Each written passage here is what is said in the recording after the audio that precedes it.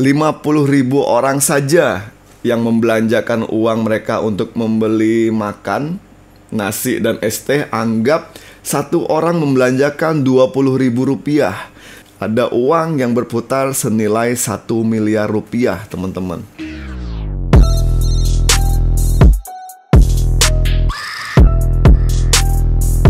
Welcome back on Narasi Akbar HK. Pada episode kali ini kita akan bercerita membuat Rockin Borneo itu untung apa buntung sih?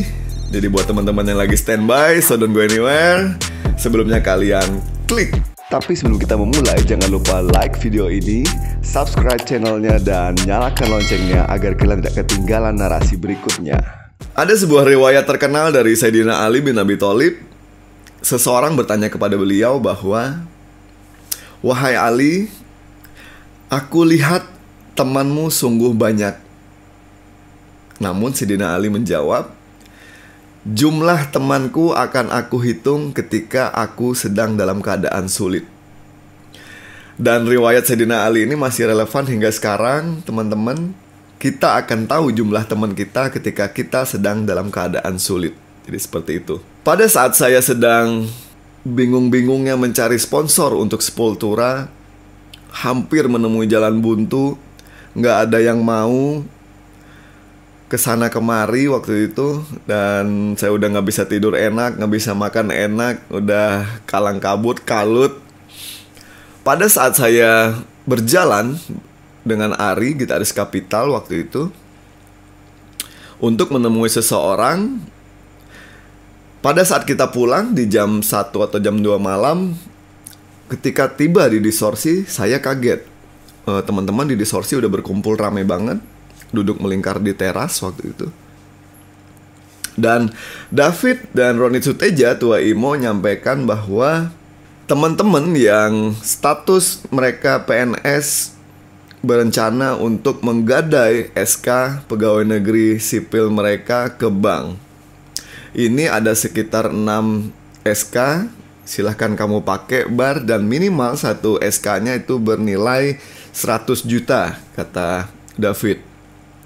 Kata Eja, kamu menggantinya gimana Bar, itu urusan entar, yang jelas kamu pakai aja dulu. Sepultura harus sampai Tenggarong dan Kukar Rockin Pest harus selamat terlebih dahulu. Saya terharu banget waktu itu, teman-teman.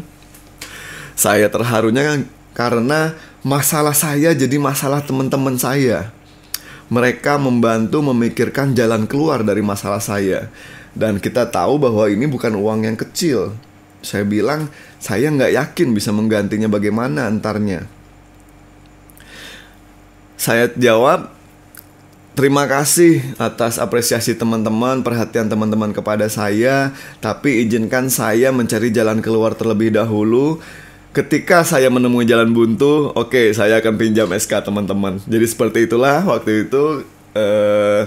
Luar biasanya persaudaraan kita yang ada di Distorsi. Semoga kalian juga menemui teman-teman dalam lingkaran yang sama seperti saya, bahwa saya beruntung banget memiliki teman-teman yang peduli dengan teman-teman yang lainnya. Seperti itu. Oke, membuat Rockin Borneo itu untung apa buntung sih? Tentu banyak pertanyaan seperti itu, karena teman-teman taunya event ini gratis. Oke, sebelumnya saya cerita, kenapa bisa gratis? Saya menyampaikan waktu itu ke Bu Rita, ketika kita udah mulai deal kerjasama. Bu, saya membuat Tenggarong Berisik sampai Distorsi Ride itu berbayar, Bu. Dari 15.000, 25.000 hingga 35.000. Karena jika Kukar Rockin Pest dengan headliner Sepultura itu gratis, tentu itu akan membunuh industri showbiz yang ada di Kalimantan Timur, saya bilang.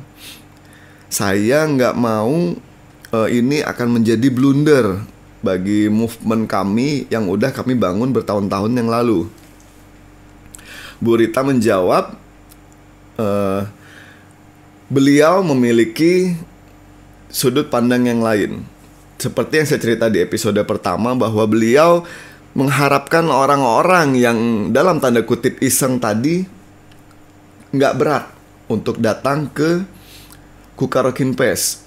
tanpa harus membeli tiket, mereka bisa iseng menonton, dan itu akan menambah nutrisi edukasi bagi mindset orang-orang yang iseng tadi dalam tanda kutip. Lalu Bu Rita bercerita dulu mitra Kukar pun sama, Bar.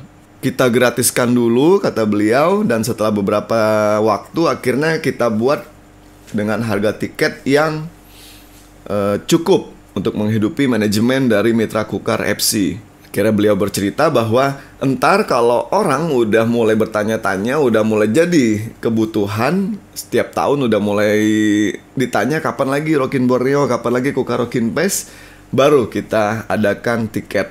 Akhirnya oke Bu, kita gratiskan, dan harusnya yang Skid Row adalah terakhir kali gratis teman-teman. Dan setelah itu kita memang niatnya mulai berbayar walaupun nggak mahal.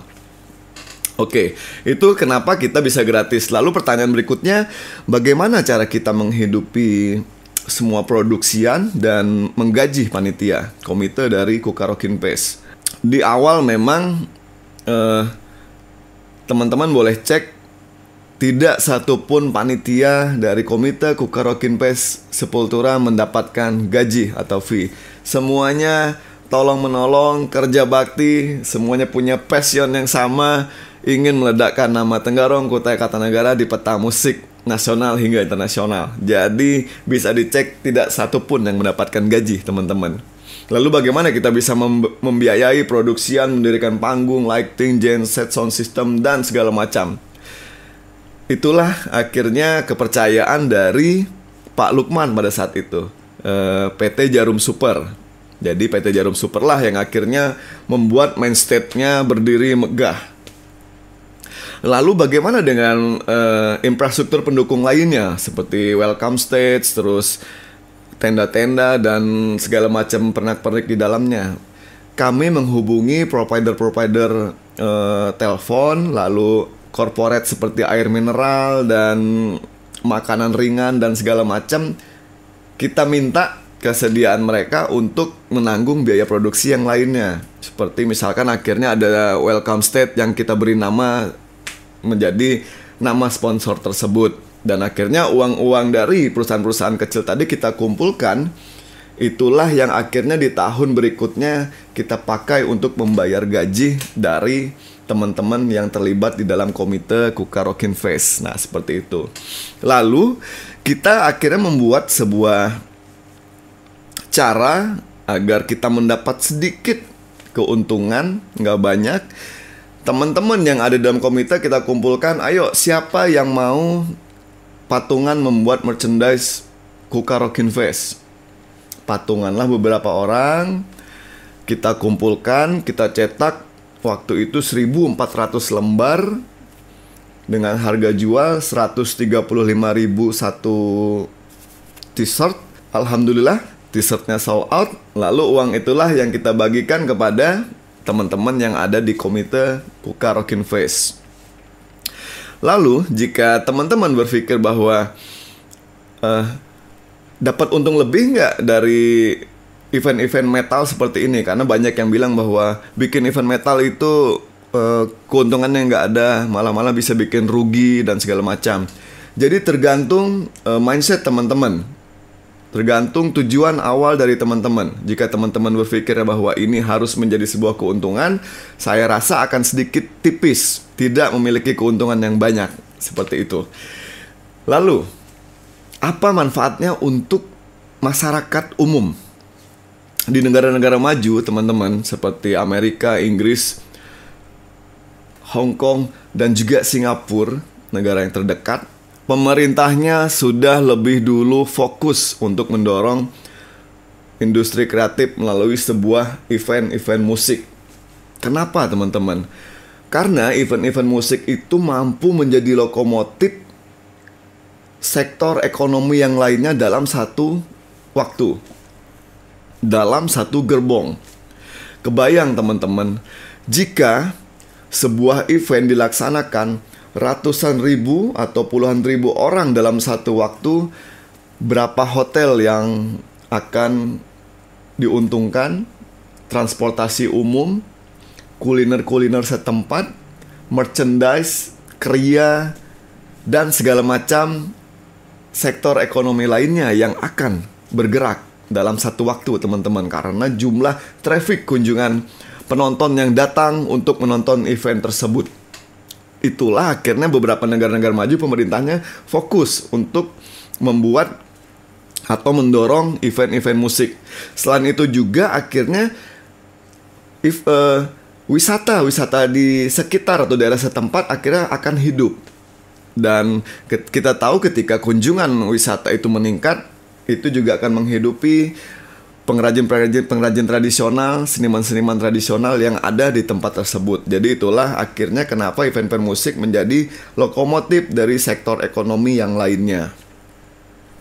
Lalu teman-teman boleh hitung, jika seperti Rockin Borneo yang pernah dihadiri sekitar 84.000 penonton, jika kita hitung 50.000 orang saja yang membelanjakan uang mereka untuk membeli makan, nasi dan es teh, anggap satu orang membelanjakan Rp20.000. Jika dikalikan 50.000 penonton, berarti dalam setiap event yang berputar di pedagang kaki lima yang ada di venue, ada uang yang berputar senilai 1 miliar rupiah, teman-teman. Gila ya, dianggap sepele orang, itu hanya dari pedagang kaki lima yang menjual makanan. Luar biasanya perputaran uang yang ada di dalam sebuah event. Belum merchandise, belum pedagang-pedagang lainnya, belum hotel dan segala macamnya. Baru dari membelanjakan uang untuk membeli makanan. Jadi betapa sebuah event selain daya ledaknya besar, sosmednya jalan, namun bisa membagi rejeki kepada pedagang-pedagang di sekitarnya. Itulah yang akhirnya menjadi kebahagiaan kami pula, teman-teman, bisa membagi rezeki dengan pedagang-pedagang di venue, sekitar venue pada saat event Rockin Borneo berlangsung. Seperti itu. Di lain itu pula, teman-teman, kita pernah dapat banyak banget support dari travel agensi perjalanan. Malah pernah dapat tawaran dari sebuah maskapai besar untuk diskon harga tiket penerbangan. Lalu hotel, kita selalu mendapat diskon hotel dengan timbal balik memasukkan logo sponsor-sponsor tersebut ke dalam materi promo dari Rockin Borneo.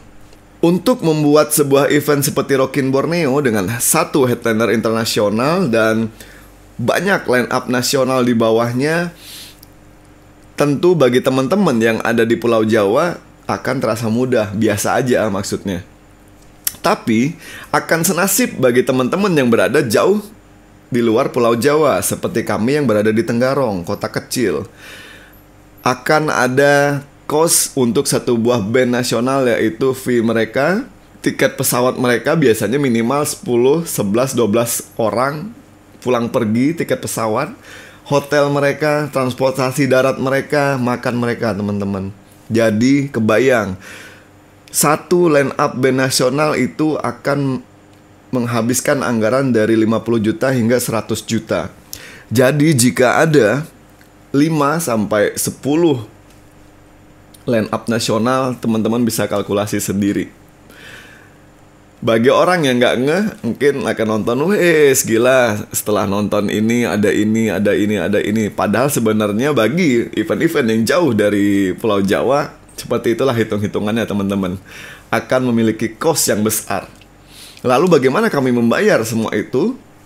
Itulah, dari beberapa uang dari sponsorship, selain perusahaan rokok yang menjadi sponsor utama, kita kumpulkan sponsor-sponsor kecil untuk membayar biaya transportasi dan fee band-band nasional tadi, teman-teman.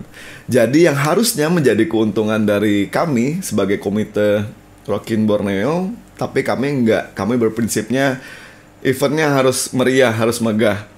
Uang yang seharusnya masuk ke kas panitia, kita bayarkan kembali menjadi band-band nasional, menjadi line up nasional. Teman-teman untungnya punya pemikiran yang sama, kita nggak dapat untung besar, nggak apa-apa, tapi kita memfasilitasi kebahagiaan untuk penonton yang datang di Rockin Borneo. Jadi seperti itu, teman-teman. Jika kita berpikir bahwa membuat event seperti Rockin Borneo mencari untung terlebih dahulu, saya pikir agak susah, agak sulit teman-teman. Tapi jika kita berpikir kita ingin menanamkan legasi untuk anak-anak muda masa depan, kita ingin meledakkan nama daerah kita di peta musik nasional hingga internasional, insya Allah roda ekonomi akan berputar dengan otomatis mengikuti di belakang kita. Jadi seperti itu. Terima kasih teman-teman. Sampai jumpa lagi di episode berikutnya. Thank you.